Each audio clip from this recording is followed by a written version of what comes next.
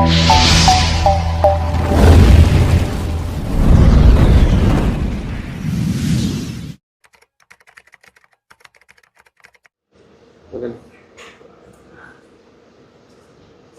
జిల్లా వ్యాప్తంగా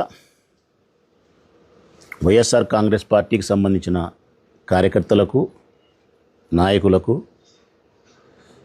జగనన్నను హృదయపూర్వకంగా ప్రేమించే ప్రతి అభిమానికి,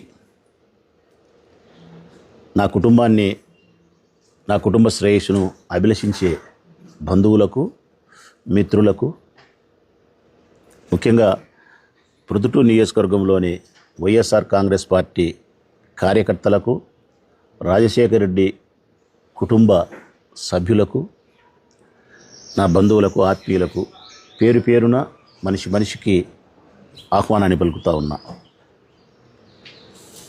26వ తారీఖున గత నెల హైదరాబాదులో నా చిన్న కూతురు వివాహం మీ అందరి ఆశీస్సుల చేత, ఆ భగవంతుని దయచేత చాలా చక్కగా జరిగింది.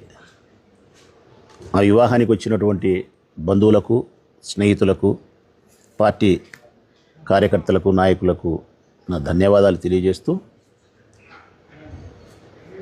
దూరం కాబట్టి హైదరాబాదు తక్కువ మందితో నేను వివాహం చేయాల్సి వచ్చింది. కానీ అది నా హృదయంలో అసంతృప్తిగానే ఉండిపోయింది. అది వైఎస్ఆర్ కాంగ్రెస్ పార్టీకి సంబంధించిన కార్యకర్తలే మా కుటుంబ సభ్యులు.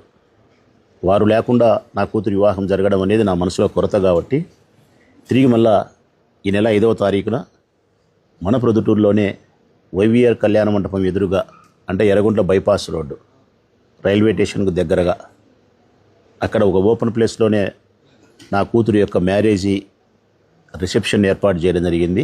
5వ తారీఖున ఉదయం 10 గంటల నుంచి నేను, నా కూతురు, నా అల్లుడు అక్కడే ఉంటాం. ప్రతి వైఎస్ఆర్ కాంగ్రెస్ పార్టీ కార్యకర్తను, మిత్రుణ్ణి, స్నేహితులను, సోదరిని, వ్యాపారస్తులను, డాక్టర్లను, లాయర్లను అందరినీ సాధ్యమైనంత వరకు పేరు పేరుగా మా కుటుంబ సభ్యులను కలుసుకొని ఆహ్వానించినాం. చాలా వరకు నేను అందరికీ ఫోన్లు చేసి పర్సనల్గా కూడా ఆహ్వానించినాం.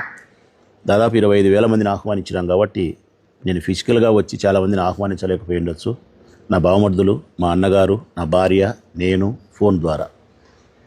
అయినప్పటికీ కూడా నేను ఇంకా మిమ్మల్ని దగ్గరగా ఆహ్వానించాలనే సదుద్దేశంతోనే ఈ పాత్రికేయుల ద్వారా మిమ్మల్ని ఆహ్వానిస్తూ ఉన్నా.